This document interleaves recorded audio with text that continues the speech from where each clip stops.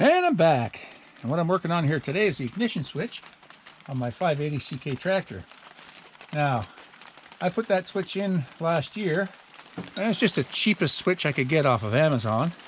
And it worked for a while, but I've been trying to start this tractor, as you know, and holding the key in the start position so many times, I think has kind of corroded those contacts. So now I've got continuity in every circuit except the start circuit. Okay, so what I'm going to do is change out this switch. And what I've got here is I've got a much better switch. I bought a whole case lot of parts a couple years ago, and it had forklift parts in it of all things, but I saw it had a diesel starter and it had an alternator for a diesel, and nothing that fits this, but it was other stuff I thought of value. So I bought that whole lot for cheap. It was $100, truth be told, what I paid for this lot of parts someone was getting rid of. It was older stuff, right? And so I sold the starter for $200. I sold the alternator for $200. So I'm up $300. And there was a couple other things in the box, and one of them was this ignition switch. And it's designed with a position for to hold for glow plugs, or in this case it works perfectly for this tractor because this has got a heating element in the intake manifold. So yeah, this was in the box too, and it's brand new. This is for a what is it, a Hyundai forklift. All that stuff was for a Hyundai forklift, everything in the box. And I never thought I'd have a use for it, but I saw this, you know, I knew there was value in it, so I tested it one day, and I tested, so this one here's the I've marked it all here. The positive, the battery, the run, the preheat, and the start terminals, right? So I'm just going to change that switch for this one, a way better switch, and hopefully we'll have eliminated that problem. And like I say, the caution is when you buy something, you know, if you're buying a really cheap part, probably going to, you know, deliver that type of result, right? You're going to have, you know, you might have good use for years, or it could fail all fully, or it could fail fully or partially sometime after that, you know, or long before you think it should wear out. But like this switch, I think was like $15 or $14 on Amazon. And like I say, some people might have real good luck with it. But like I say, I burned out that one contact. So this one's going in.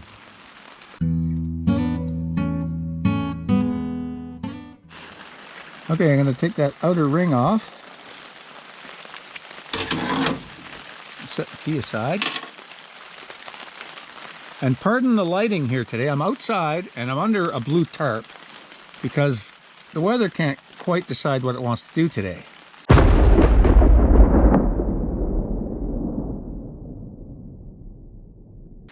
It started off thinking it wanted to be a sunny day.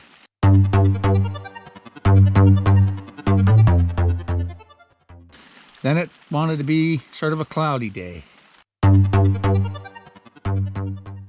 And it was all still good weather to work on the tractor outside. And then after I got here, got all my tools laid out, it started to want to be a rainy day.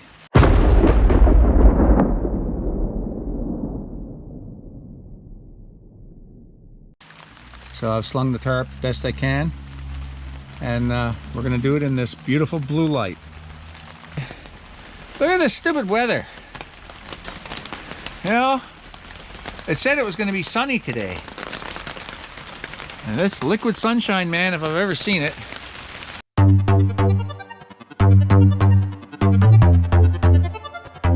Okay, so I got that off of there.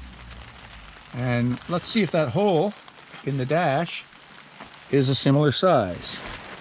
Maybe it's a standard size. Of course not. No, it's going to have to be a bigger hole. So, okay, I'm just looking at the connections on the old ignition switch. Okay, so from the top, I got battery. That's the 12 volts coming in. This is the run position. Okay, I've got my fuel solenoid in the injection pump hooked to that. This one here is the accessory position, and what I've got hooked to that is the intake manifold heater solenoid. So that runs a solenoid that takes power up to the intake manifold heater. It acts like a glow plug. And on this particular one, the center terminal right here is the start.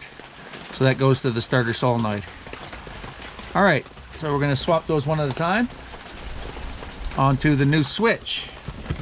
And on the new switch, it goes, this is the positive, that's the run, that's the preheat, that's the accessory position on the other one, and start right here.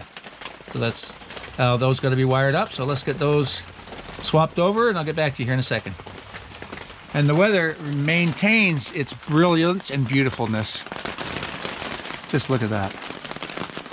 Just look at that out there. Can you see that? How is a man supposed to work in that? Okay, got all those hooked up. Now we're going to pass that ignition switch through that hole in the dash and put the faceplate on it.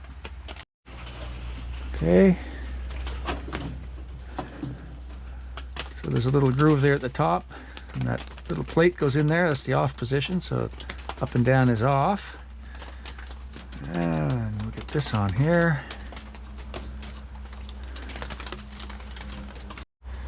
Okay, let's try those key positions. That's the off. Turning it back, it's on spring tension. That's for either the glow plugs, or in this case, it's the intake manifold heater wired to that position, and it's spring loaded back to off. That's the run position, and that's start position over there, spring loaded back to the run position and off. Okay, that'll work great.